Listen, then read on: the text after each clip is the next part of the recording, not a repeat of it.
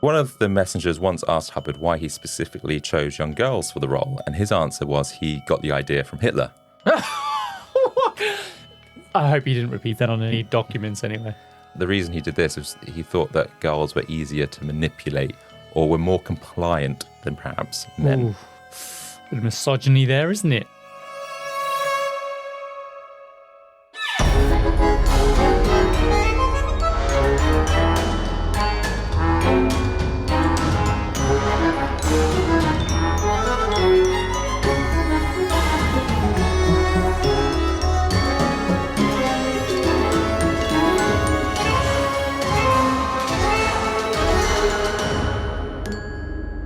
Welcome to the Compendium, an assembly of fascinating and intriguing things. We're a weekly variety podcast that gives you just enough information to stand your ground at any social gathering.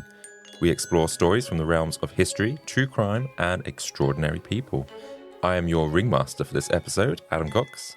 And I'm your great autonomal wonder for this week. Autonomal wonder? What is that? Yeah, someone who's able to show very impressive control over their body. We've just spent a whole week in the south of France. Mm-hmm. And the whole time, I managed to sustain my stomach sucked in. Throughout the whole time, you were sucking your stomach? The whole time. In fact, at one point, I was really worried for my health. But no one even knew. I don't believe that. Yeah, autonomous wonder. That's me. I can do other things, but that's probably for a late night session of the Compendium podcast. Okay, I don't know what to say to that. Let's just say it involves Cocoa Pops and my foreskin. No, I'm joking. I'm joking. I feel like the listeners know way too much about my penis and other things. Far too much, maybe. I mean, you do offer this up. The things that we've had to cut out of the show because they're just not appropriate. I know. I can't help it. It's just...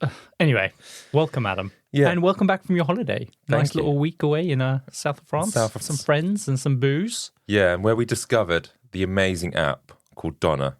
I don't know if anyone else has, or our listeners have heard of this yet, where you can create songs with lyrics and any descriptions and make up a whole song about your friends using AI. It is so scary that this is where this is going. And actually, if you are like starting out in music, this is a brilliant way just like to get something out there, get a sound, get a tone, get a vibe, and then just polish up the lyrics from there, because it's incredible at being able to come up with some really funny lyrics.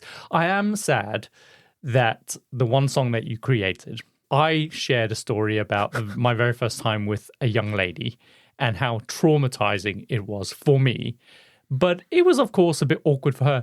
But you wrote a song and the song turned her into the victim. I was the victim here, not Nikki bleep.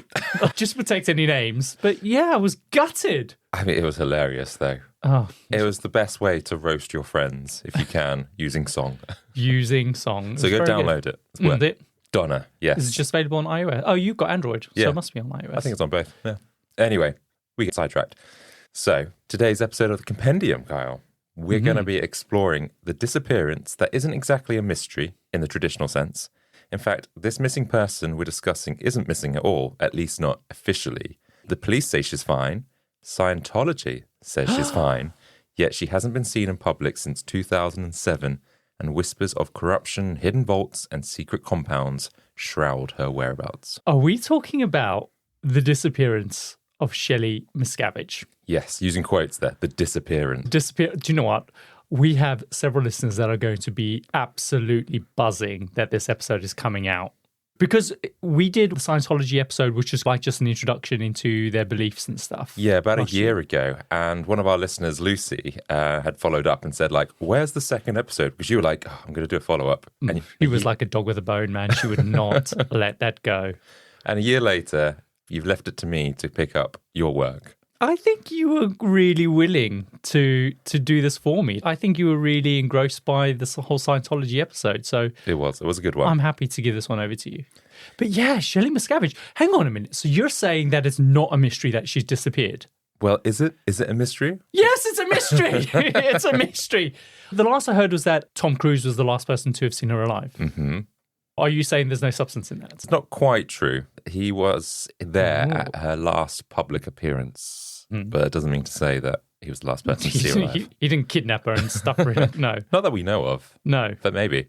So yeah, your episode gave a really great overview of Scientology, how it all began with L. Ron Hubbard, the myths, secrets, the alien connections. So it's worth listening to that episode if you want to learn more about that sort of side. But this particular episode, we'll do a bit of a brief recap, but it's all about David and Shelly Miscavige, the power couple at the top of Scientology. Great. We'll dive into how David took control of the church after L. Ron Hubbard, with Shelly by his side, and for years they led together, but things took a dark turn.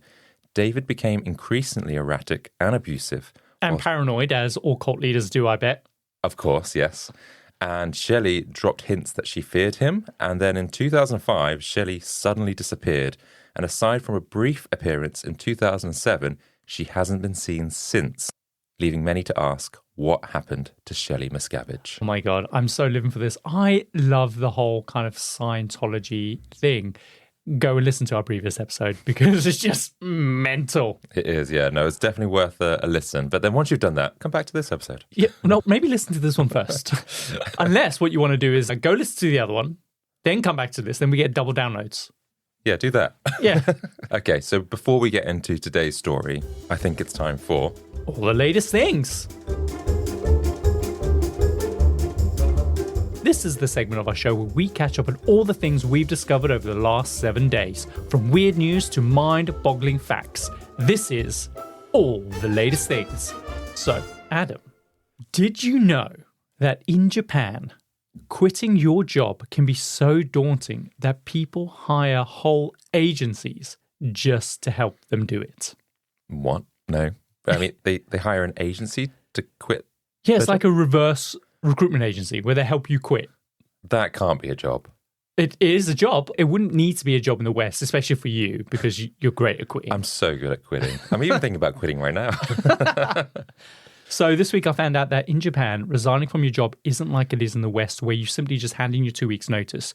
It's actually something that comes with an extreme amount of pressure that is often an intensely emotionally charged process. And this is because in Japan, loyalty and commitment to a company that you work for are culturally seen as like paramount. Mm-hmm. Now, typically, it's not like unusual for employees to stay with the company that they joined since graduating for their entire life. So it's like a life commitment. So if you ever decide to leave, it's seen as this major kind of betrayal of trust, which I just think is just weird, having that sense of loyalty to a company that's paying you and clearly taking advantage of the fact that you are doing labor for them. Like, it's not like they are cooking you meals and they're taking you for walks and they're caring for you and comforting you when you're ill. It's just somewhere that you work. So it's just really bizarre to me to think that that's how it works in Japan. So, of course, if you decide to leave your place of work, it's thought that it really disrupts the harmony of the workplace, and not just for the employer, but of course also for the colleagues that you're leaving behind. So jobs are often seen as these tight-knit communities. So when a person decides to leave, it's believed that it's going to negatively impact everyone in the business. And because of this, if you ever do dare to hand in your notice, the entire management team mobilizes to intensely question and even badger you to understand why you've decided to leave, which is great if you are unhappy, because of course they want to put it right. But if you're genuinely leaving because you've landed your dream job or because you need more money, this can be really challenging. And if someone who doesn't like confrontation like you, I imagine you would just be like, I'm staying. I'll stay. I'm sorry. Hey. So what do the companies do to try and keep them then? The thing is, though, they will obviously try to get to the crux of it. But typically during this process, you are expected to attend multiple meetings with various executives around the organization, and you're expected to provide a comprehensive reason as to why you want to leave. Mm-hmm. And very often, they'll even pull out the big guns and try to lay on a little bit of guilt there, telling you that, you know what, by you leaving, you're letting Karen from finance down. I'm like, I don't give a fuck about Karen from Who's finance. Karen? I know, she's a bitch. She won't pay my expenses. And employers have even been known to push employees to find out exactly where they're going, even asking around. And sometimes they'll even use that information to try and sabotage your next job. So it can be pretty ruthless. But the thing is, once all the interrogation is done and they accept your resignation, you are then expected to write a formal letter of apology to management, your colleagues. And this chick on TikTok, she was the American teacher who was leaving to move to another city, was expected to read out that same letter to all the faculty during an assembly.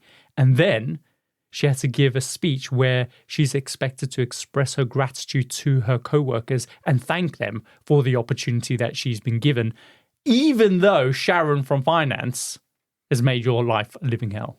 That's so weird. It's bizarre. You have to give a formal apology. Yeah. And because, of course, this can be such an arduous process to go through, it's given rise to some people just turning to professional resignation services who will handle the entire resignation process for you on your behalf. They'll handle all the communications between you and obviously your employer, and they'll prep all the necessary documents, even help you write your apology letter, everything. Basically, like I said, it's a reverse recruitment agency. I feel like I need to start this. I should be helping people in the UK quit their jobs. It's because what you do well, right? I'm joking. You're not a quitter. But if you did go into business doing this, you can expect to earn $200 per person that resigns, depending on. And maybe you can do it on a salary grade. So if like they're earning $100,000 a year, you can it can be a margin of that. Like a recruiter, then. Yeah. Exactly. Like I said, a reverse recruitment agency. And because there's obviously been such a rise in popularity for these services, there's now over 100 of these companies in Japan that specialize in doing just this, which I just think is just mind-blowing. Maybe we should do this. But to be fair, it's not that difficult to do that in the UK, right? You just sometimes just write, I quit on a napkin, and then you just never see them again. Yeah, they've already packed up your belongings and you're gone. Yeah, exactly. What they're going to do, not give you a reference. What happens if they don't want to keep someone? Do they have to still go through the whole... Oh, that's insulting then, right? Rigmarole. Vigmarole? Is that right? Rigmarole. Rigmarole. Of going, oh, come on, you need to do a letter. Or are they just like, no, it's fine. Steve, honestly, you can go. But no, I'll do the letter. No, but I want to read my letter. Steve, just get out. You're shit. How awful.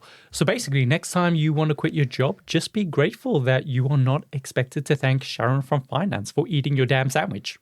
Was this Karen, Sharon, all of them. They're all from finance. They keep eating my damn sandwich in my fridge. Okay. They ate the only good thing in my life. So yeah, that's all the latest things for this week. What have you got for us? So what I've got is, do you remember Liz Truss, our Prime Minister? Yeah. That lasted a grand total of 49 days in power. Was it that little? Yeah. So she got into power. She shook Queen Elizabeth's hand, because they always have that kind of ceremony whenever a Prime Minister comes into power. And when it's two females, I always just feel like it's a standoff. The thing is, that was the last time I think Queen Elizabeth was seen alive, because a few days later she was dead.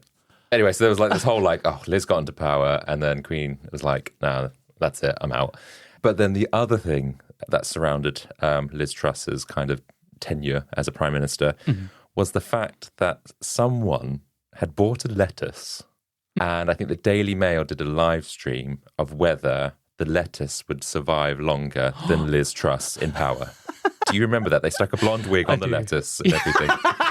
Blonde wig. Yes, I remember. I don't remember the wig, but that's a great detail. Because what happened was, I think she had done a new, what do they call it, a mini budget, and it basically crashed the economy and a few other things that affected people's pensions. Yeah. She had to fire the Chancellor, I think it was, after that, because he made him take the blame. Yep. Yeah. And anyway, and so they came up with this lettuce, and then always Liz Truss going to last much longer than this in power because she'd done such a terrible job. So she resigned, and the lettuce outlasted Liz Truss. Really? As a result, what someone has done, you know the blue plaques that are mounted across the UK, usually as a heritage site? Yeah. Here lived Isaac Newton. Yeah, or William Shakespeare was born in this house. Someone's put a commemorative plaque on the Tesco where that lettuce was bought. Okay, interesting. And it says, a lettuce purchased here in September 2022 lasted longer than Prime Minister Liz Truss, 49 days. That's so rude. So that's on this Tesco in Walthamstow, and I think that's hilarious. I think it's brilliant. That's what the British do well, this kind of irony and taking the piss out of people. Absolutely. But the thing is, though, Liz Truss, everywhere she goes, just things fall apart because she now works for Microsoft. And you remember maybe about 5-6 weeks ago, Microsoft had one of its biggest outages ever. Oh, yes. And that was Liz Truss's first day. No, it wasn't. Was it? That's amazing. It's she just turned up and probably just pulled out her chair, or whatever, and pulled out a plug or something, and then it all comes crashing down. Oh, poor Liz Truss. Imagine having that as a legacy, hey? Oh. Yeah. And the thing is, though, it doesn't do much for women in power. I'm so up for more women being in big positions of power, but Liz Truss, come on. Yeah, I feel like she has just got this bad luck. She must have broke a mirror or something. It's not a case of misogyny because she really was terrible. She wasn't used as a scapegoat. She just really was bad. So, yeah. Because she was a prime minister in Norfolk, I think it was. Prime minister? No, sorry. You mean the MP? An MP, sorry, yeah, in Norfolk. And I think I went to some fete. It was in, I can't remember where it was now. You saying you met Liz Truss? I was a kid or young at the time, and I didn't know who it was. And there was a sack race, and she took part in the sack race, and I think she fell over. And apparently I took a photo of her falling over. My mum was like, you remember you've got that photo? And I was like, I could sell this to the Daily Mail. You fucking could have. You missed your opportunity. I can't find that photo. Oh, man. Yeah, either way, that's a little bit harsh, isn't it? I don't want to play into it, but I will laugh at the lettuce joke. Well done. All right, shall we get on with the show? Yeah, Shelly Miscavige. Where the hell is she? She's in Tesco. So first things first, a quick recap on Scientology, and the key things we'll just refresh on, which are important to today's story: how it started, how you progress through the church with OT levels and auditing, the naval division of Scientology called the Sea Org, and some of the rules and weird ideologies which govern Scientology. So Scientology was founded by a guy called L. Ron Hubbard, and prior to Scientology, he was a science fiction writer, but in 1950 he published a different type of book called Dianetics, the Modern Science of Mental Health. And what he proposed was that the human mind stores painful experiences called engrams, which cause mental and physical health issues, which essentially hold you back from realizing your full potential. And these engrams are believed to originate from painful incidents which close down your analytical function, leaving a person to basically react or be reactive. Yes. Well done. Yeah, I remember all of that. Yeah. Good. You did the story. It's a long time ago. So Hubbard claimed that his methods and teachings, which essentially is a hybrid of confessions, counseling, and psychotherapy, could erase these engrams, leading to a state of mental clarity and higher potential. Hence why we go through auditing. Yes. And this higher potential is sort of spiritual, but he set this concept apart from other ideas of spirits, and he introduced this term called thetans. This bit gets a little bit tricky, but the key distinction is that a person doesn't have a thetan, they are a thetan. But aren't they also billions and billions of thetans? There's loads from your previous lives that somehow they've latched onto you. Yeah, they're in your skin. They are your skin. Yeah, and you have to recount these painful memories. And as you do that, you're saying goodbye to these billions of lives that you've had. Yes. Make sense? It does make sense. It's absolutely batshit crazy, but somehow it makes sense to me. Yeah, these are mortal spiritual beings. What I imagine the thetans to be. Do you remember that little comic that you showed me of all the butts bending over? Yeah. And there's billions of them. And when you zoom out, they're all just there. Yeah. To me, that's thetans. These little naked bending over butts. Yeah, all over your skin. All over your skin. So Hubbard claimed that people are immortal spiritual beings, and these thetans have lived countless past lives and will continue to do so. And what's more, a thetan can supposedly leave the physical body while retaining full awareness, experiencing life both inside and outside the body. Except you, as the person who is made up of all these thetans, has no memory of these. No, not really. No. But here's where it gets even more confusing. To reach their full spiritual potential, people must achieve a state known as clear. And this is a huge concept in Scientology, as a clear individual is no longer weighed down by their reactive mind. They operate with their analytical mind. And the reactive mind is said to store all these negative and traumatic experiences, which are linked to engrams. And once you become clear, you can then process things differently and be better than other people, essentially. I see. So this became the foundation for Scientology. Now, Scientologists imagine a world where everyone achieves this state of clear. There'll be no war, no poverty, no greed. Everyone will be living in harmony. And so this is why Scientologists see themselves as being on this mission to save the world by getting everyone to the status of clear. I'm with you. So in order to reach this status of clear, a person has to undergo a combination of courses, seminars, books, and a whole load of auditing sessions, which you mentioned. And these sessions and courses come with a hefty price tag, which might surprise you. It's going to cost you a lot to go through this process. Yeah, like upwards of 250,000 on average. And am I correct? Yeah. And if you, for any reason, the auditors, do you know what? You would do good by redoing like OT level 3, whatever it is. And then you've got to go back and you've got to pay for those again. Yeah. Yeah. If you make a mistake or if you mess up and you have to go through re-education, you have to pay for all of that. And essentially, they're working their way up a chart, aren't they? So on this big red chart, there are all these different levels and these stages that you can reach. And the idea is that you select a path that you want to go up. I think you can go up the auditor path, or you can go up as just the regular path, a regular person. And your aim is to get to the very top of their chart, with only very few people ever in the world actually getting to the very top. Yeah. And for every level, you have to pay. So it's a huge moneymaker for the church. And essentially, a pre-clear person or a person receiving the auditing session is guided by an auditor through a process where they hold 2 metal cans connected to a device called an e-meter. And the auditor asks a series of questions about past experiences and feelings. And then the e-meter measures that person's emotional response based on this moving needle. And so, yeah, it's a mix between counseling and a lie detector test, uncovering hidden memories or traumas. And scientifically, does the e-meter actually work? Who knows, Kyle? I covered this in the previous episode. I don't think it does. I think it's a whole... It doesn't. It's just... Doesn't. I think it reacts to probably... Anything. Yeah. Any kind of interference Heat. in the room. Yeah, exactly.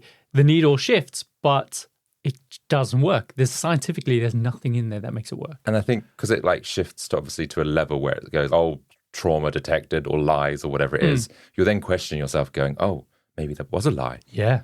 And That's all it. that bollocks. Humans are valuable, right?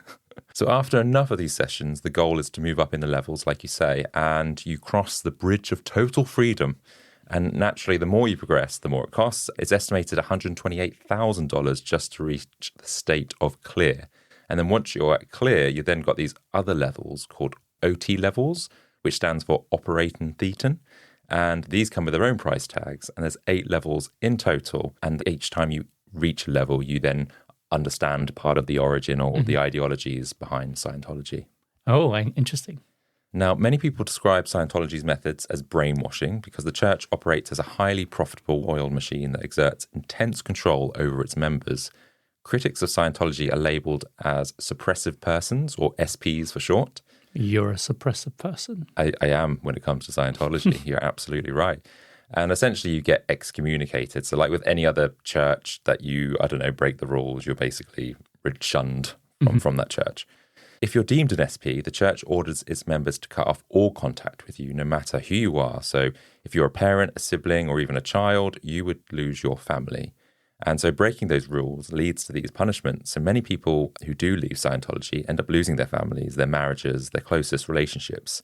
And if you're raised in the church, leaving means, yeah, you're cut off from everyone. And that's a tactic they use to try and keep people within the church because people don't want to lose their families. And on top of that as well, being a Scientologist, you have to give extraordinary amounts of time to the church, where you're expected to attend 2-3 times a week.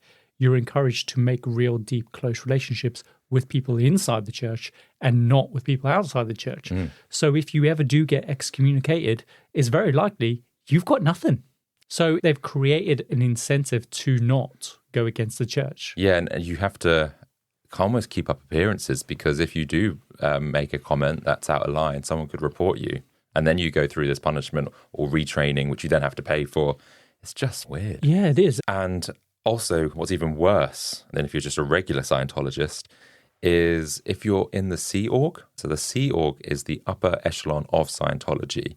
And it's like a paramilitary group that's essentially the church's navy. Members dedicate not just their life to the church, but all their future lives too. So when you join it, you sign like a billion-year contract binding you to the church forever because supposedly you're immortal or whatever. Yeah. So Sea Org members devote themselves entirely to serving the church, whether it's through manual labor or on one of Scientology's ships, and they're auditing others, which we'll come into a bit more detail later. But they've also got these celebrity centers in cities like Hollywood, New York, and Las Vegas. And these centers are designed specifically to cater to famous people. And L. Ron Hubbard made it a priority to attract celebrities because he knew they'd bring great PR and they'd have plenty of money to spend.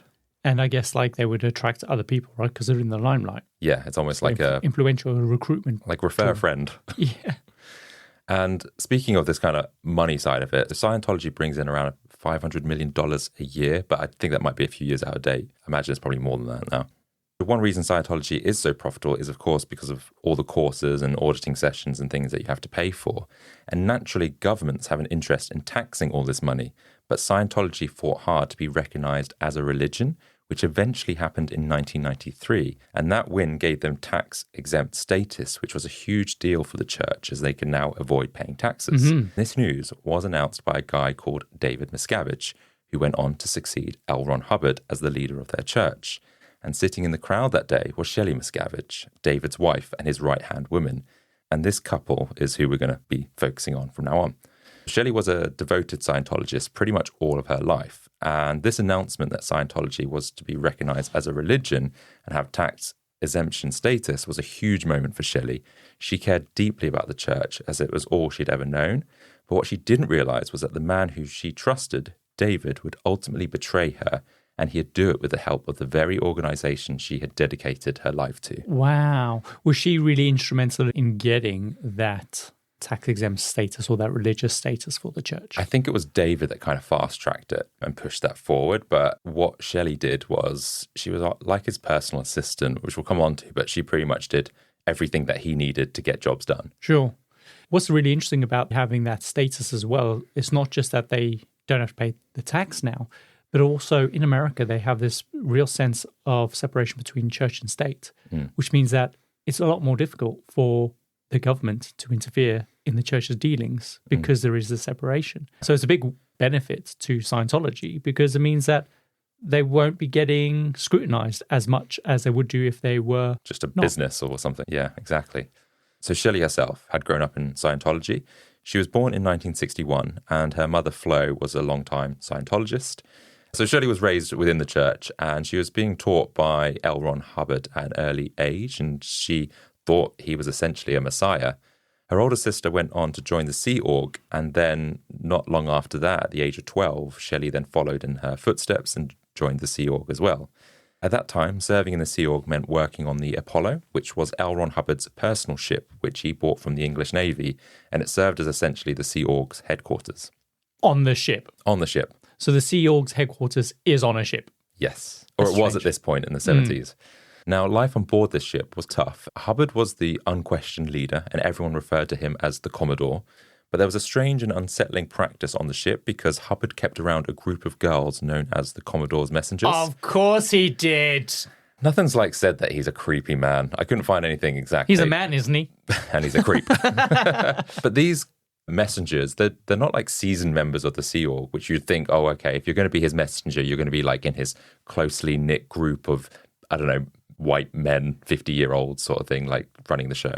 But these were all 12 to 16-year-old girls that he handpicked himself. Like apprentices, essentially. But they are really close to him, strangely, with such young, unexperienced people. Yeah, there's a few reasons why he chose girls. Their job was to deliver messages from Hubbard to the Sea Org members, but they had to do it exactly as he instructed. So same tone, same mannerisms. They were little replicas of himself. So if he was really angry at you, and he wanted to send a message, and he screamed the message, "How dare you, blah, blah, blah. There was a hair in my soup. I'm going to make you pay for this."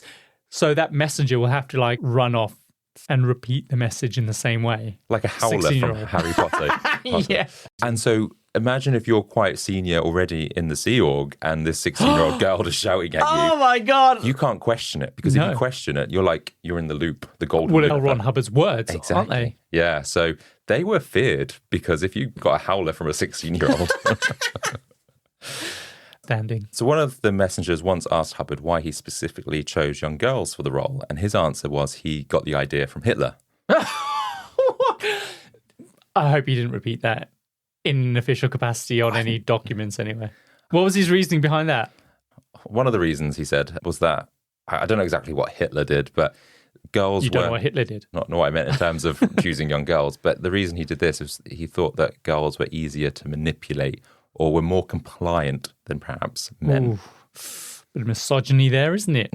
What a douchebag. Anyway, Shelley practically worshipped him and clung to his every word. And in a lot of ways, Hubbard... I mean, that's her job, to be fair. Yeah, she can't. Say it exactly like this. Okay. Hubbard was a bit like a surrogate father to her. Shelley was a bit of a loner, not hanging out with other girls as much, and was laser focused on her mission to serve Hubbard. She was very much by the book, following every rule to the T. Eventually, Hubbard did start to begin recruiting boys as messengers too, and one of them was 16-year-old David Miscavige, who had quit high school to join the Sea Org. He started out doing menial tasks on the Apollo, like washing dishes and cleaning the decks, but by 1977, he was moved to the base in La Quinta, California, to work directly under Hubbard, producing training films. Training films? Yeah. Do you potentially mean propaganda films?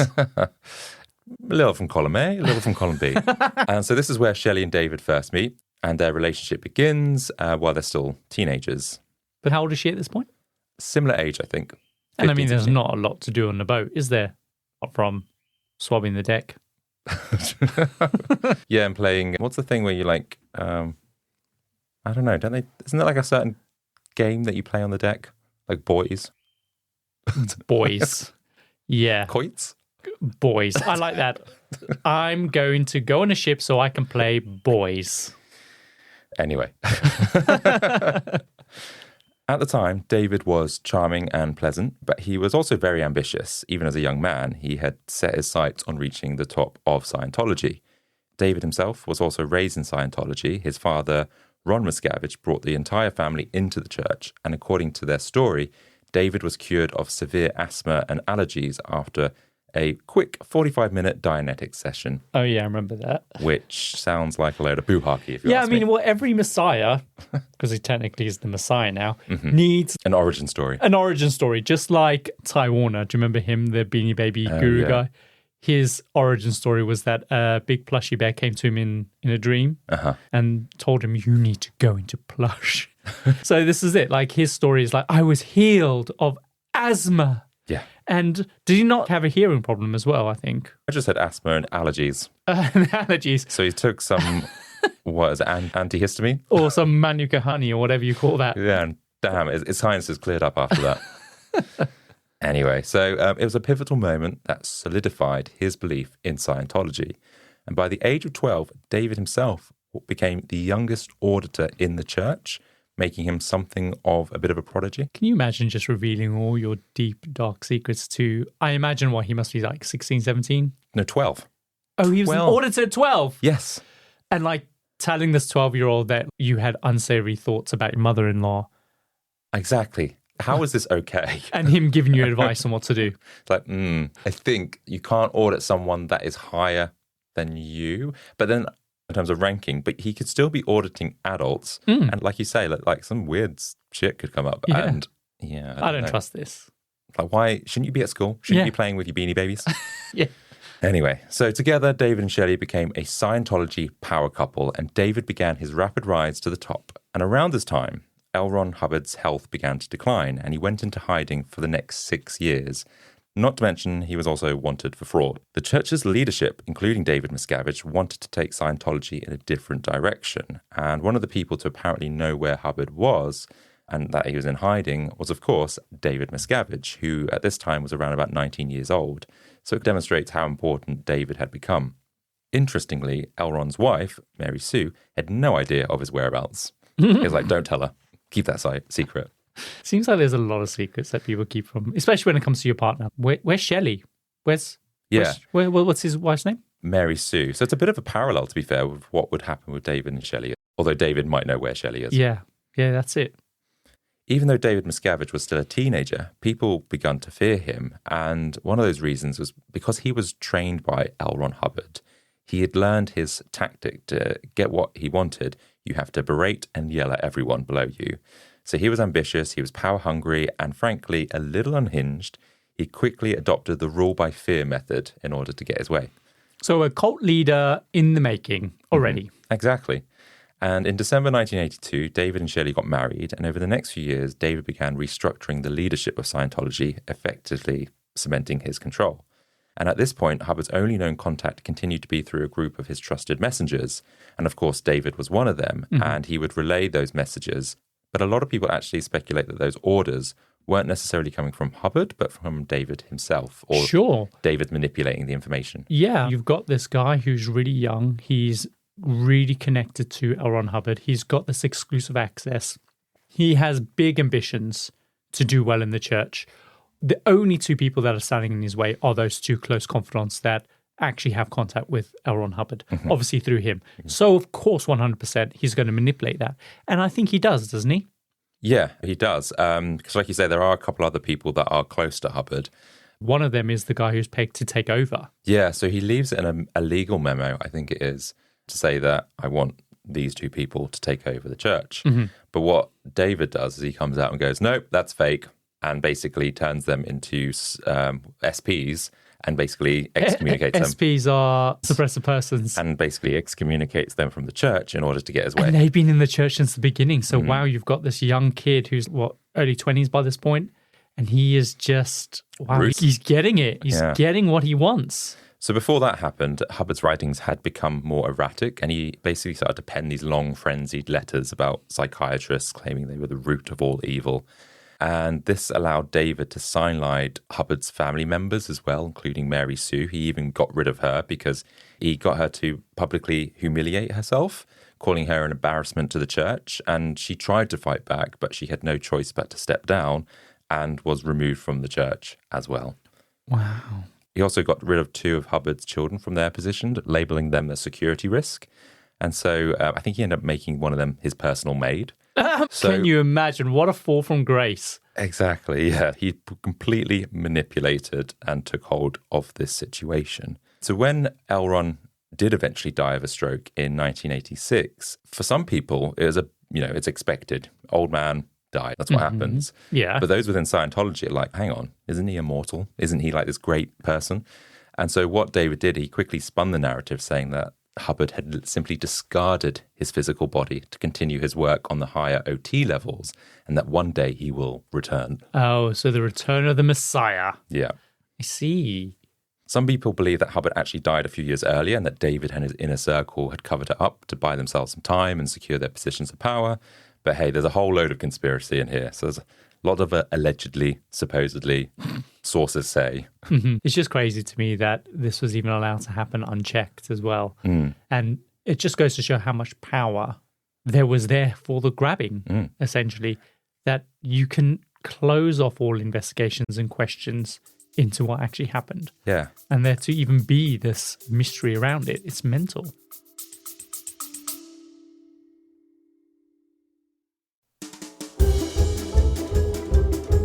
Hey freaks, if you've been enjoying the show, we've got a small favour to ask.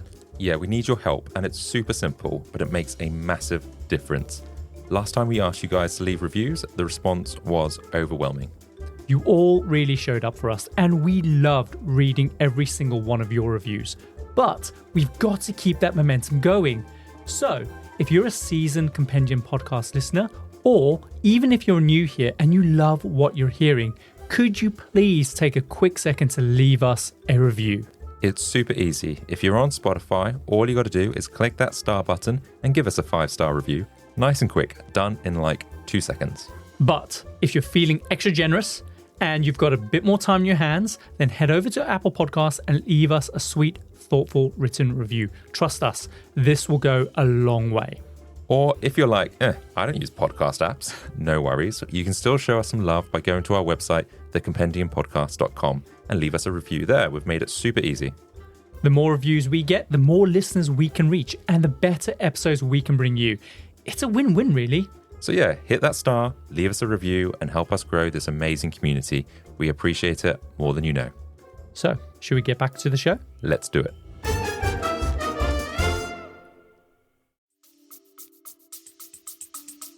And only at 26 years old did he take control of the church. So he did all this. I mean, he started at 12 and been manipulating ever since. Yeah. But how much of this was Shelly Miscavige? You know what they say, behind every great man is a great woman. And you're right. She's not just this quiet wife standing by. She's an active participant, and she's gentler in comparison to David, but she's his loyal and right-hand woman. And together, they push the church forward. Albeit some reports and sources counter-argue this and say her actual influence is not quite as strong as people made out. So while she was officially in charge of staff in the executive office and primarily served whatever role her husband needed, from counsellor to valet, their relationship became so imbalanced that Shelly appeared more like an employee than a spouse, and the couple's dynamic was quite distant, with reports of them retiring to separate bedrooms and displaying no affection in public. But I just feel like you get powerful enough and you get rich enough that is just the norm, where it just makes sense. Should we just have separate bedrooms? I want a good night's sleep. Yeah, exactly. You get to be the queen and they have separate bedrooms. One guy that had worked with the Miscaviges for 15 years said that he never saw any physical closeness between them.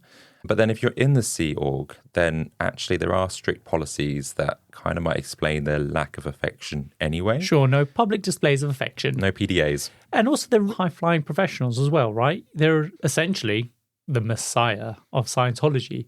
So, of course, they're not going to be more lovey-dovey in public. Yeah, sticking their tongues down each other's throats. Yeah. At a meeting. Yeah, exactly. It's stupid. Instead, he's going to beat the shit out of you in the meeting. In front of everyone. In front of everyone. That's not far off, to be fair. But not necessarily her, but he does abuse other people. Yes. Several sources report that Shelly Miscavige became increasingly focused on her appearance, adhering to a strict natural diet that left her noticeably thin and caused tension with some of her female colleagues. 100% that's David's doing. Probably. She had accused her husband of cheating, though there's no evidence of that infidelity. But it suggests that their marriage wasn't in a good place, and it's more of a business relationship anyway. Again, when you get to that level of power, I think it's safe to assume he's shagging everyone he can. Well, that's against the rules. He's the king of Scientology. He is the messiah. The rules do not apply. Every time you have a cult leader, the rules do not apply to that person. Of course. And we've got loads of examples. We have Jim Jones, right? The rules didn't apply to him. In the Patty Hearst episode with Donald DeFreeze, right? The rules didn't apply to him. So every time we do a cult episode, the rules never apply to the actual person who is actually running the show. Yeah. We don't actually know for sure, but there is speculation that he was unfaithful. So Shelley recognised that there were similarities to herself and Mary Sue Hubbard, L. Ron Hubbard's wife, who had been abandoned. And so she was determined not to share the same fate, but she took guidance from an essay by Hubbard, which implied that failing to support a man could lead to his downfall. So that was a really nice way that Hubbard would also manipulate that situation. Yeah. Yeah. So what's that saying exactly? That if she doesn't support David, then he won't be successful as... But then if he's treating her like that, then she's not going to support him if she wants to bring him his downfall. She just has to comply with whatever he does. Not unless she doesn't want him to succeed. Yeah, but I think because she is so dedicated to Scientology... At this moment, I doubt she is now. Well, we don't know. We don't know. Yeah, do you know what? Cut that bullshit. We need to lean into the conspiracy. So David, as we know, was incredibly ambitious and driven. One of David's biggest wins as leader was, of course, achieving that tax-exempt status for Scientology in 1993, years ahead of schedule. Another key element I mentioned was about bringing celebrities into Scientology, and Hubbard's original mission to recruit famous personalities. It was something that David took very seriously, and his biggest success is bringing in Tom Cruise, who became the face of Scientology for many. And today, when people think of Scientology, they think of Tom Cruise. And they think David Miscavige and Tom Cruise are lovers. Do they? No, but I'd like to think they are. Okay. But Cruise wasn't the only celebrity David brought in. Other high-profile Scientologists include John Travolta, Kirstie Alley, Elizabeth Moss, Michael Pena, Danny Masterson, Laura Prepon, and Juliette Lewis. I've heard that Sabrina Carpenter is connected to Scientology, and she's potentially been pegged to help with a new recruitment drive for the younger generation. Because I think her aunt is big Scientology, and I think she's loosely connected. I think they want to get her in now because she's nice and famous. Yeah, she's been in the top 10 for months, and her top 3 singles have been number 1, 2, and 3 or whatever for weeks. So yeah, I imagine she's going to be sending out some subliminal messages on TikTok. You do think it's all you play the record backwards? You can't really play records backwards anymore, can you? What's espresso backwards? Oh God. Oh, press. Or is it? Is it? Not quite. I think you're making that up. I feel like there's some letters there as an anagram. I don't know. I don't have a pen here to verify that. So Hang on. Because you say oppressive. There's no X in oppressive. But again, there's no X in espresso. Rookie mistake, Kyle. Hang on. Espresso is sort of like a press if you rearrange some of the letters and take out some of them. Ooh, conspiracy. However, that may be the case, but I don't think that is the leading thing that Scientology would want to go with if they were trying to do a recruitment drive. No? Don't want to catch his theme tune? They're not going to go, oh, join Scientologists. We are extremely oppressive. Espresso. I doubt it. Espresso. I don't know. Maybe we've uncovered something here, Kyle. Do a whole episode on it. Yeah, we'll circle back to that. So yeah, a lot of famous people are in this church. Some people have left since, Nicole Kidman, Katie Holmes and Juliette Lewis. But Tom Cruise and David Miscavige became really good friends. And there's even a group within Scientology whose sole purpose is keeping Tom happy. This extended into his personal life, including his dating life, which is where things get really strange because after Tom broke up with Penelope Cruz in 2004, he reportedly kept calling David to help him find a new girlfriend. And David tasked Shelly with finding a match for him, and she introduced him to Nazanin Boniadi. But their relationship ended in 2005, so it didn't really work out.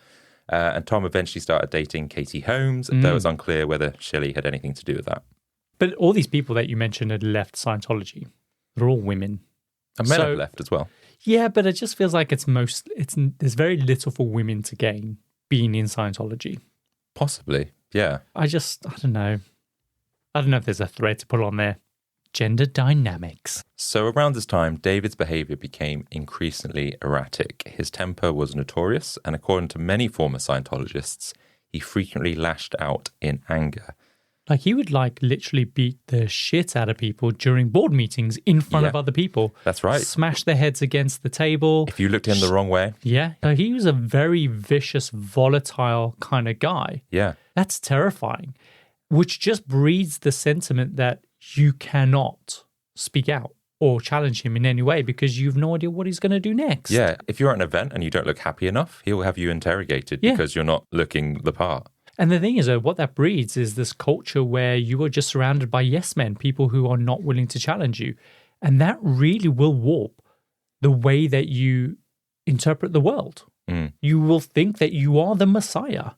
Yeah, exactly. People are just inflating his ego. And I think they say if the closer you got to him, it wasn't a case of if you'd fall out of favor, it was when you'd fall out of favor. Really? Crap.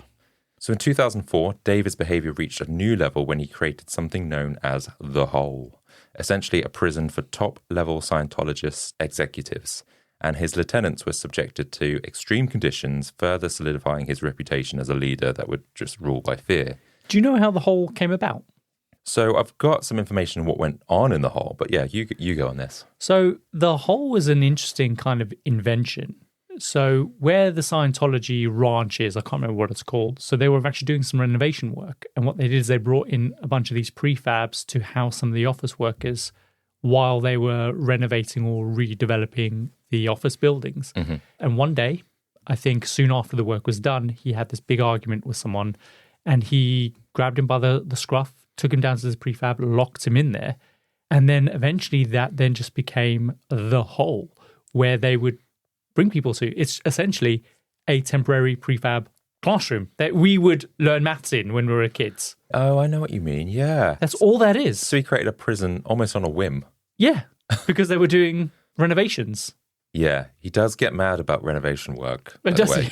Yeah, he gets pissed at Shelly for that. But yeah, we'll come on to that.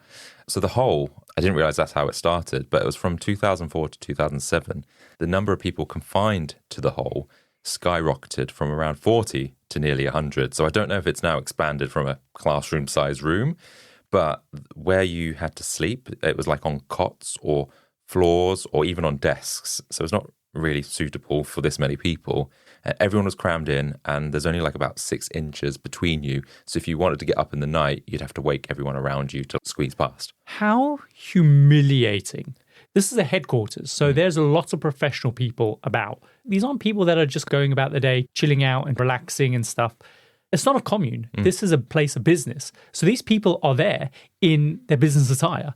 and they've been there for weeks and months, and they're dirty and they're tattered and they can't poo in private. Yeah, the conditions sound horrendous. These executives, like you say, they're quite senior within Scientology, but they're only allowed to leave for certain events that they need to be at or to shower in like a nearby maintenance garage.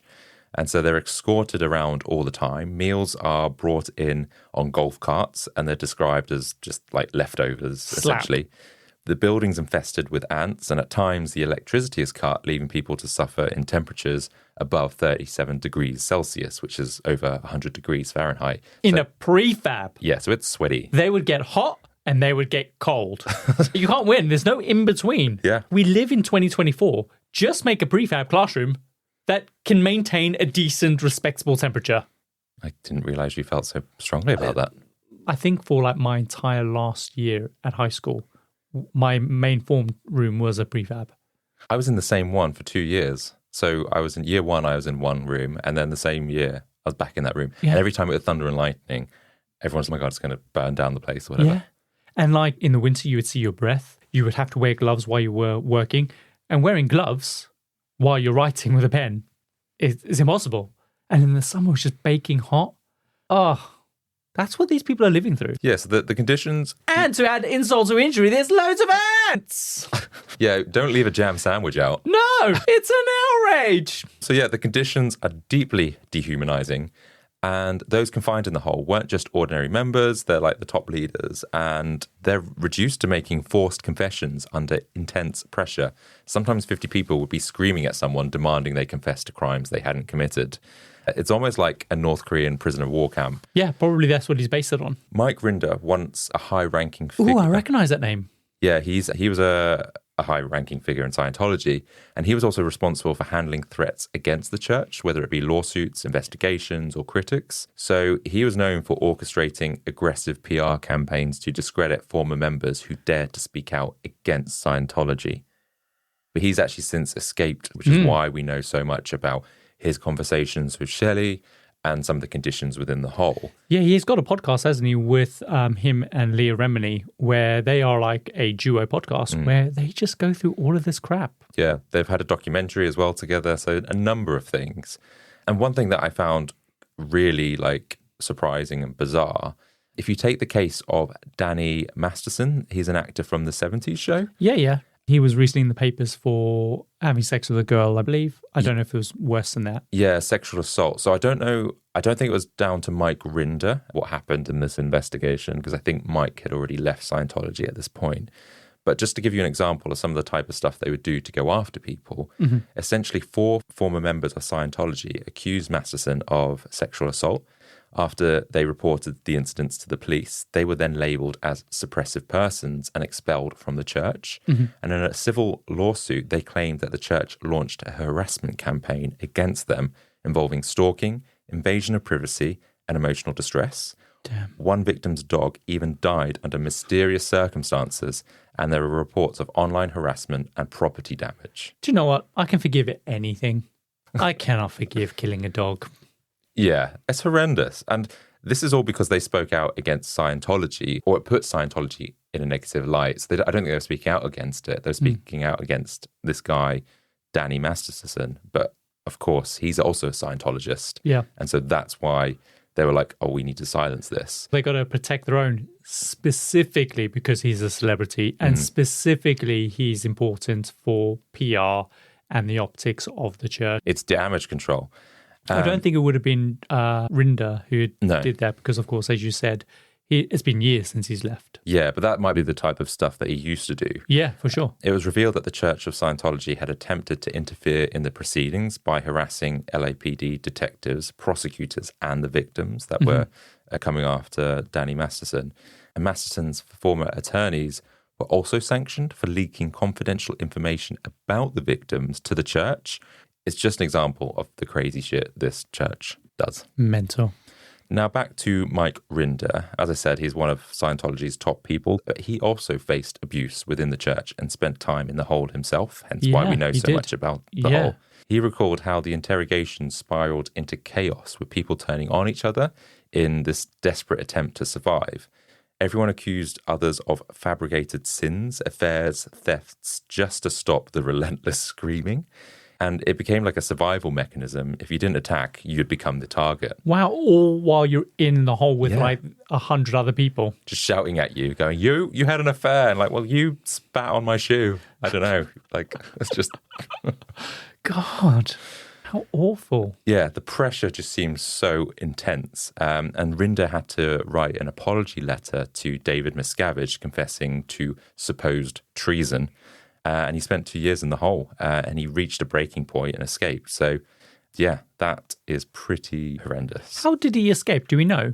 I can't remember. There's some people that just made a run for it, but then they end up getting caught. Some people got smuggled out in the boot of a car and things like that. Yeah, that's pretty much the only way that you can, because the thing is as well, in the area where they are, they're very much in cahoots with the police. So when people do escape and the police find you, they will take you straight back because they're in their pocket. We'll come on to that. Oh, God. Crazy. One of the ways out of the hole, if you didn't escape, was if you managed to confess and that satisfied David Miscavige, then he might let you out of that hole. But obviously that could take quite some time. Got to catch him on a good day, I guess. And so Shelly Miscavige is obviously privy to a lot of the information and all the events that went on, people that were in the hole, definitely David's secrets and his rage. She tried to appease him, doing everything she could to keep him happy, while sometimes playing a peacemaker, calming things down and preventing harsher punishments for other members. But she noticed David's behavior spiraling out of control, and she confided in other high-level Scientologists about her concerns for David.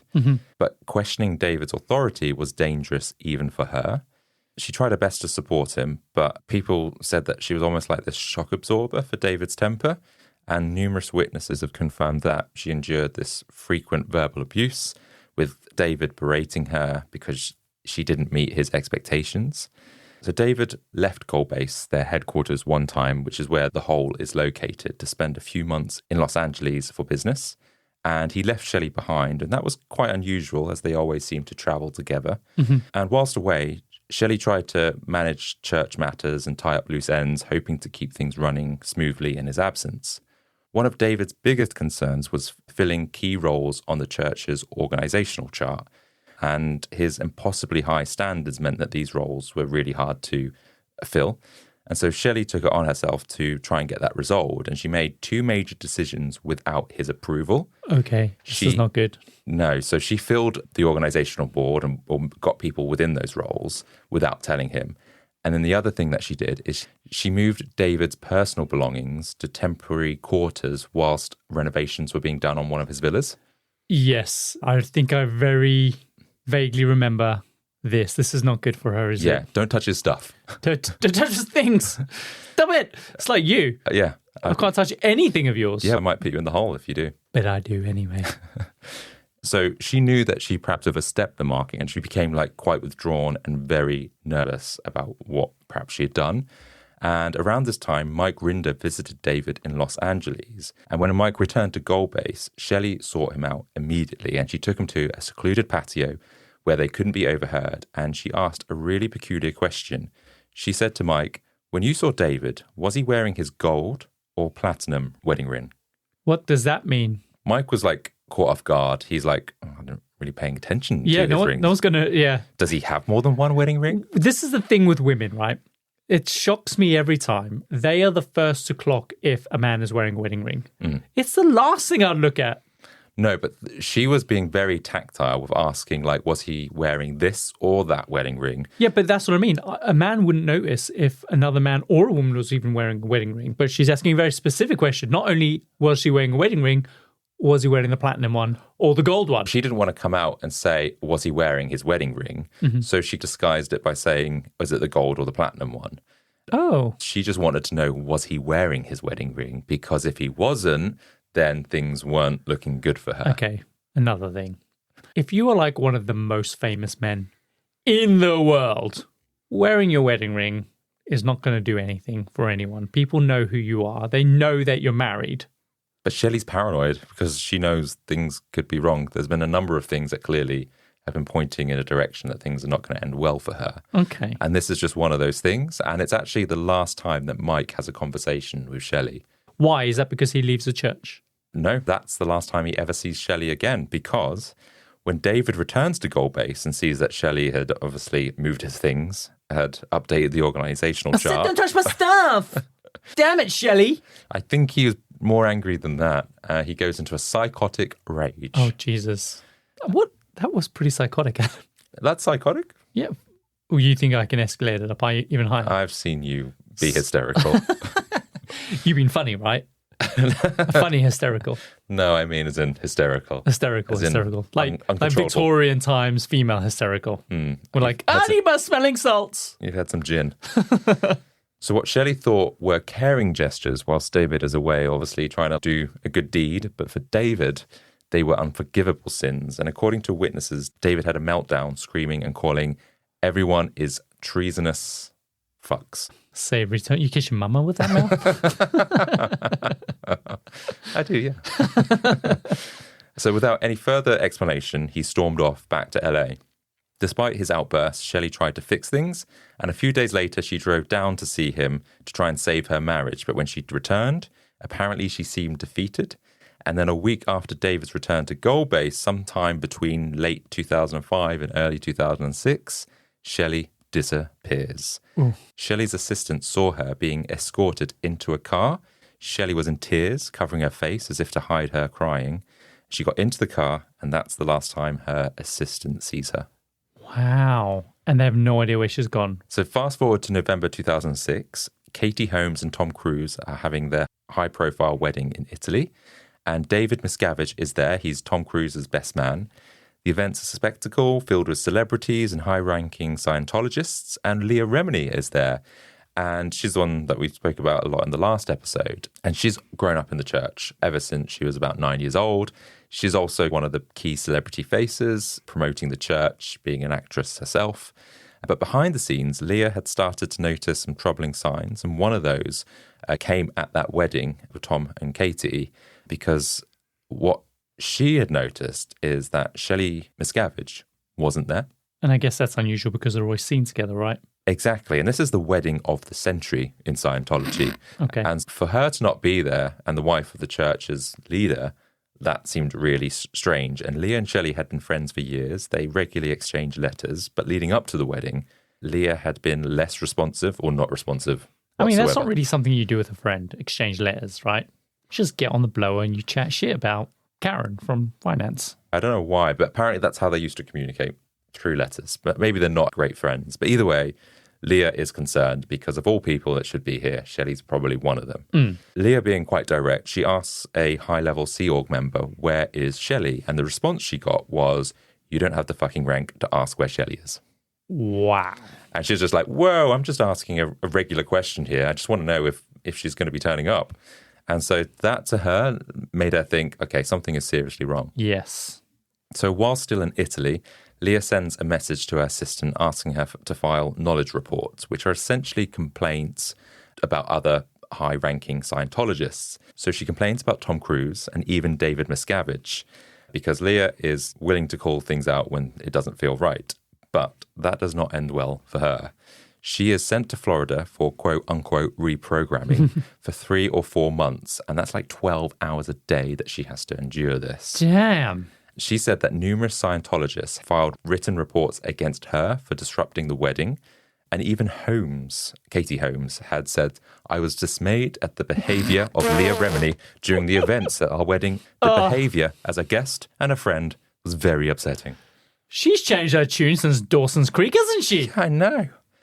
God damn it, babe. Get back in the creek. But I think once she's left Scientology, she said, actually, I'm wrong. I only wish Leah Remini well. Exactly. She had to do that. So these interrogation sessions that Leah had to go through almost pushed her into a mental breakdown. She basically had to have a re-education program, and it cost her hundreds of thousands of dollars. Oh, she had to pay for it? Yeah, of course. Fuck. Of course you do. They need to make some coin. Basically, you can't openly express any dissatisfaction with Scientology services without basically being interrogated. It's a bit like Big Brother. So Leah ended up losing so much money to Scientology during this period, but she kept on going. She even sent expensive apology gifts to Tom Cruise and other Scientologists to try and make amends. But over the next 6 years, she just couldn't get in touch with Shelly, and she sent letter after letter. And where's she sending these letters to? I don't know, actually. But then on June the 25th, 2007, Shelly's father, Maurice, passes away. Okay. And to those that knew Shelly, this was somewhat of a relief, because for the first time in around a year and a half, Shelly is seen in public. Okay. Attending her father's funeral. Okay, so she's not dead. She's not dead. Who's seen her, though, and what's the evidence? I guess there's photos, or there's a number of people that are attending her father's funeral, and they're like, oh, there's Shelly Miscavige. What year was this? 2007. So it's about a year and a half after she disappeared and was seen being escorted away. Okay. She's also got almost like an assistant, but it feels like a security guard that's keeping her in check. And the brief public appearance kind of throws a spanner in the works to those trying to understand what's happened to Shelly. So some had speculated that something had happened to her before Tom Cruise's wedding.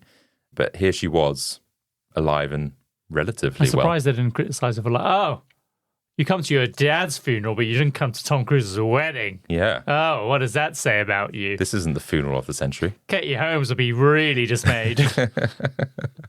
At her father's funeral, a former Scientologist approaches Shelly in the bathroom asking for help with an urgent matter.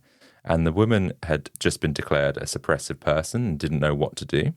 So Shelly responded, "Listen to me, I fucked up. I'm not going to be able to help you." And that is considered one of the last things that she ever said to someone that we know about. I fucked up. I'm not going to be able to help you. Yeah. So she is, even though she was so high up herself, she is now in serious shit with Scientology. So she basically is saying, I don't have the ranking that you think I do anymore. Pretty much. And then just as quickly as she reappeared, she disappears again. That is until 2010, when Shelly renews her driver's license at the Department for Motor Vehicles in West Covina, California. Okay.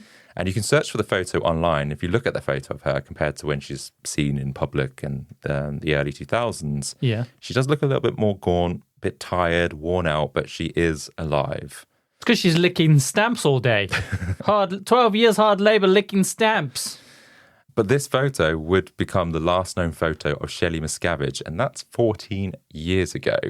And the thing is, you're expected to renew your driver's license every 4 to 8 years in America, and her driver's license has not been renewed that we're aware of since then. Shit. And is there like a public record where you can check that out? I think so, yeah. And so Leah Remini is still not getting answers. And so in 2013, she makes the bold decision to leave Scientology, but walking away is not easy because she's forced to cut ties with the people that she knows. She's attacked relentlessly by the church. Yeah. They label her a liar, discredit her publicly, and they put up websites and release statements calling her motives selfish and accusing her of spreading lies. One of the first things Leah does when she leaves is she files a missing person report for Shelly, and the media frenzy around it is crazy straight away. And involving the police is a huge problem for Scientology because they believe everything should be handled internally. And so as soon as the report is filed, the LAPD set up a meeting with someone claiming to be Shelly, arranged by her lawyer. The meeting takes place at a coffee shop in California on August the 8th, 2013. LAPD detectives check the woman's ID and take her fingerprints before leaving. Well, they didn't check her driver's license because that's expired. Oh, no, that might still be in date in 2013. However, when the fingerprints were sent to the LAPD lab, they couldn't conclusively match them to Shelly's driving records. Apparently, the prints weren't taken properly, and that's either because the detective wasn't trained or they just didn't know how to take fingerprints. I mean, that could be plausible, right? But how hard is it? Yeah, but they're doing it, normally you get your fingerprints done at the station, right? Have they done these fingerprints in the coffee shop? Yeah. Maybe it's not usual. Maybe it's not the right people, the usual people that do it. They're just trying their best. Or that's kind of plausible. They weren't her fingerprints at all. Or they weren't her fingerprints, yes. And this is where conspiracy is born out of. Yeah. So despite this, the LAPD didn't try to retake the fingerprints, and instead they just closed the case and removed Shelly from the missing persons database, declaring that actually the report by Leah is unfounded. Shelly is not missing. But it gets even stranger because although the case was closed, the LAPD still asked the coffee shop for its security footage from the day of that meeting. Oh. And the shop complied and sent over the footage from all the cameras. But when the police reviewed it, they found that the footage had been scrambled to the point where you couldn't make out anything. Hang on. Why the coffee shop? The coffee shop has scrambled it. Or someone has intersected. Oh, has already intercepted it. Yeah. Interesting. And That sounds really conspiratorial. it does.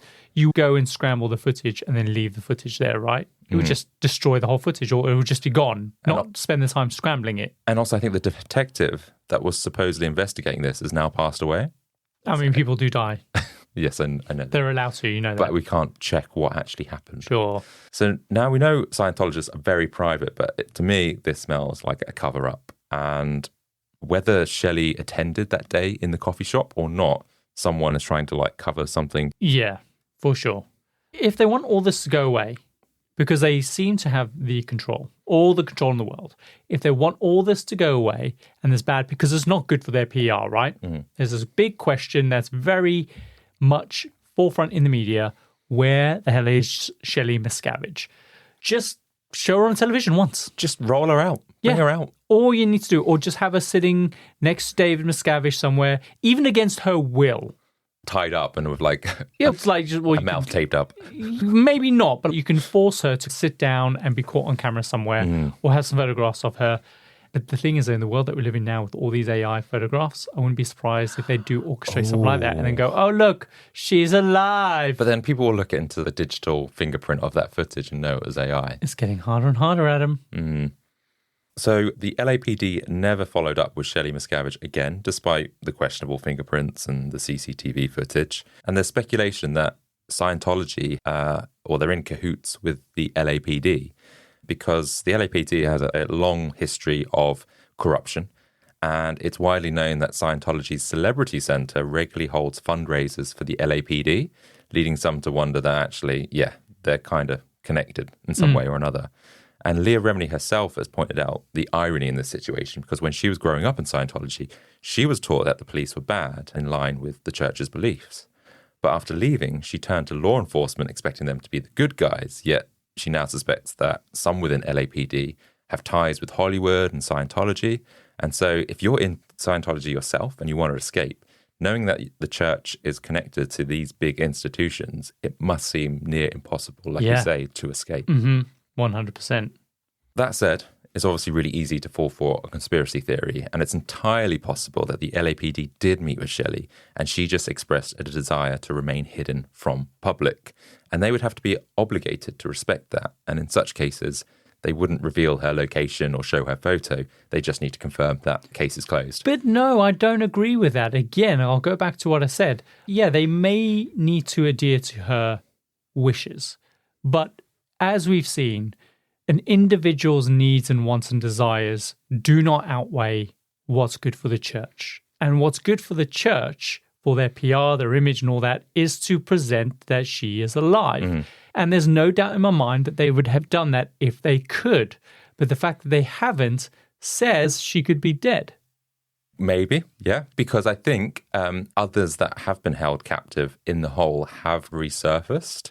So Leah Remini pointed out that several high-ranking members were held in the hole, but they were then brought out onto TV, onto CNN. So they were washed, showered, they came out and said, oh, it's a load of old bollocks, we're fine. And then they happily go back to the hole afterwards. Great, and that's fine. Okay, that doesn't excuse what's happened, but the church has shown that they're willing to do that, right? Just to quieten down some of these rumours. Do the same for Shelly. She's the most famous woman in Scientology. Yeah. But isn't that mad that you're willing to go back to the hole? You don't speak out, though. You don't like secretly slide a note to someone. Well, the thing is, though, when you're in the hole and you have nothing, you almost like have nothing to lose. But you do, because you also have a family on the outside. And that's probably the thing that they threatened, right? Yeah. You don't do this, this person will be sacked. We'll pull some strings here. We'll excommunicate X, Y, and Z. They're doing it for the family. And the thing is, like, people that were in the hole between 2006 and 2016 that have left Scientology have said Shelly definitely wasn't there around that time. So whether she's in the hole now, you know, that's a good period, 10 years, where she wasn't seen at one of their headquarters. One clue to her still being alive, though, is that she is still registered to vote in California as recently as 2017. However, can that be easily fudged? How is she registering to vote if a driver's license is expired? There's some records that she is able to still vote. However, if that's manipulated by the LAPD, who knows? Many believe Shelly is alive, but being kept at the Church of Spiritual Technology, which is a specific headquarters in California. And multiple sources, including investigative journalists, have said that she's been there since 2005. Licking stamps. Licking stamps. And it's a remote and heavily guarded location surrounded by cameras and spike fences. Although, interestingly, the spikes face inward, suggesting they're designed to keep people in rather than out. Yeah. Yes. Oh, God. Then there's the possibility that Shelly remains a devout Scientologist, and we don't know for sure if she's tried leaving the church or anything like that, but she was always committed to Scientology. She followed L. Ron Hubbard before she married David. Could it be that she's happy to basically, I don't know, follow suit, do whatever Scientology says? They say that she could be working on storing the teachings of L. Ron Hubbard in underground bunkers, because I think he's written on like these metal plates that are stored in the secure area. That's what the Technology Center is for, right? It's about preserving the canon of the church, and it's where all the official documents and the original copies are in the archives. Exactly. I think it's so they can continue those teachings. So if there's a fire, war, nuclear war, they can live on. And I think they're in these protective gases and stuff like that. Yeah. It's also possible that Shelly's removal was strategic because David Miscavige allegedly told high-level executives that their marriage was over after she disappeared. Some speculate that her actions, like moving his belongings and stuff like that, was interpreted as... Don't touch my things! Leah Remini once said that David Miscavige, allegedly, and a lot of allegedly here, remarked something like, I had to hide Shelly so she wouldn't be subpoenaed by suppressive persons, because Shelly knows more about Scientology and David's actions than anyone else. And if someone was to summon her to court and she had to, I don't know, be a whistleblower or comment on some of the things that had happened, she could potentially dismantle the church as we know it. Sure, and I get that. And what that just tells me is he's just given us a motive for murdering her. Because a subpoena, you can hide her, but if they can find her, they can still subpoena her. The idea is that they're that worried about being subpoenaed and her having to go to court and being forced to reveal all these secrets. What's a better thing to do than that? It's just kill her, right? Make sure her off. They can't find her. If they do find her, then they can't subpoena her. Because why? She's dead. Yeah, and she knows too much. Because I think one of the things that you also alluded to was the fact that she knows what happens after OT levels 8. Because if you think about it, Scientologists have been promised to have these godlike powers if they follow all the OT levels and all the rules and stuff like that. But if you've paid out like hundreds of thousands, maybe even millions at this point, you're at OT level 8 and you're like, I can't move things with my mind. I still feel like I'm in my human body. Yeah, then do you know what? Going to be like, well, what's next? Exactly. But the thing is, though, it's different because you've only have a very few people that have reached over OT level 8 or whatever. I think Tom Cruise is one. And the reality is that, yes, he doesn't have special powers. So he obviously knows that there's nothing after that. So what is in it for him? To get to OT level 8 or 9 or above or whatever it might be comes with extraordinary power and privilege. And that's the thing, right? But they can't give that extraordinary power and privilege to everyone. So they tell them that it's magical powers. But then when they get there, if they're lucky enough to get there, then it's, you know what, it's something even better. It's privilege.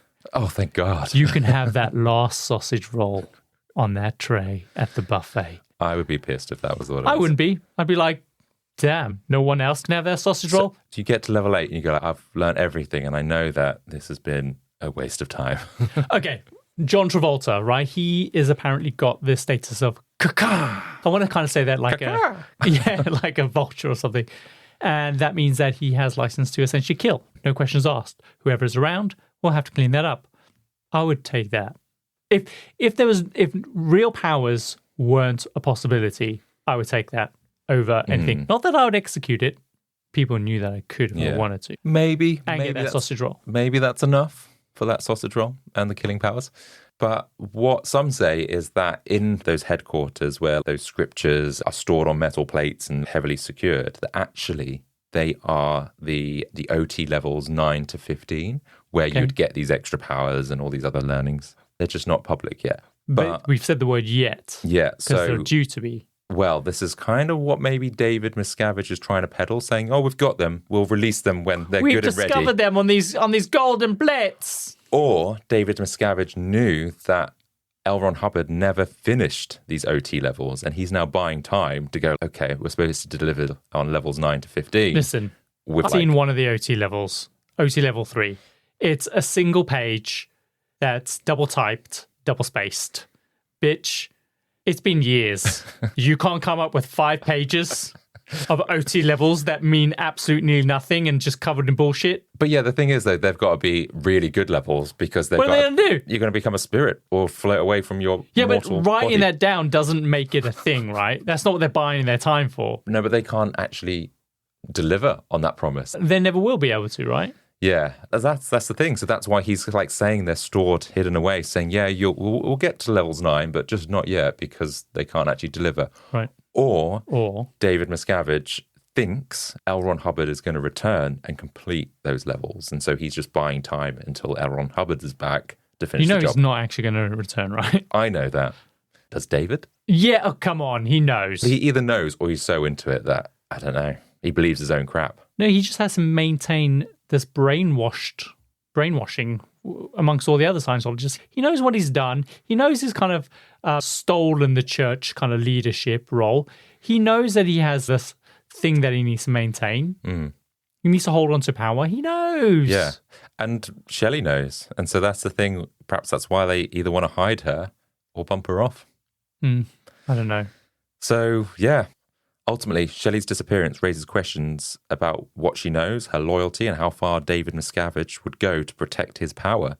Whether she's hiding out or willing to protect the church, or she's being held against her will, or she's dead, remains one of the biggest mysteries of Scientology. But at the end of the day, Shelley is just one piece of a much larger, darker puzzle to Scientology. Too big of a puzzle. And that is the story of Scientology's power couple and the disappearance of Shelly Miscavige. I thought there would be this whole big conspiracy and there'd be all this evidence, but I don't know, still haven't really answered the question, right? Because no one knows. Yeah, no, exactly. I'm not blaming you. Did a great job. But yeah, it's even more mysterious than it was at the beginning of this episode. Yeah. I think, it's interesting to talk about where is Shelly Miscavige because of all the conspiracies. But could it be as simple as actually she's not missing and actually she's fine? But yeah, it makes headlines over and over again because a few people have come out and said, oh yeah, I saw Shelly at Chipotle. She's fine. Don't worry about it. Adam, someone who is so obsessed with PR and image as Scientology is, this is not good. This image is not good for them. There is a reason why they haven't put it to bed or done something about it and brought her forward and said, look, she's alive. There is a reason. They are the most obsessed. Hence why anyone posts anything in the media, writes an article, whatever it might be, they come after them. But you're right, there's so many different layers to the cult of Scientology. Like, where are we going to go next?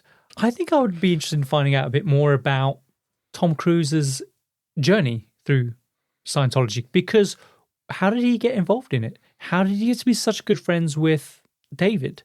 Why is he so powerful? And are the rumors true that he is potentially taking a step away from Scientology? And if that's true, why? Because he's not getting level 9. He's probably one of the most important celebrities that Scientology has, because that's the reason why I think you are forgiving when you get to those levels and you realize, oh, there is no OT level 9. There's nothing there. It's just an empty box saying, I owe you 1 OT level. Yeah. So what? So, shall we run the outro? I think we should. And that's it for another episode of the Compendium. If today's apple has tickled your curiosity, then don't forget to hit that follow button if you haven't already in your favorite podcasting app. It really makes a world of difference when you do. And for those die-hard listeners, next week's episode is waiting for you right on our Patreon, completely free of charge. And if you're hungry for more, then join the Certified Freaks tier and unlock an entire archive of unreleased episodes and get a sneak peek of what's coming next.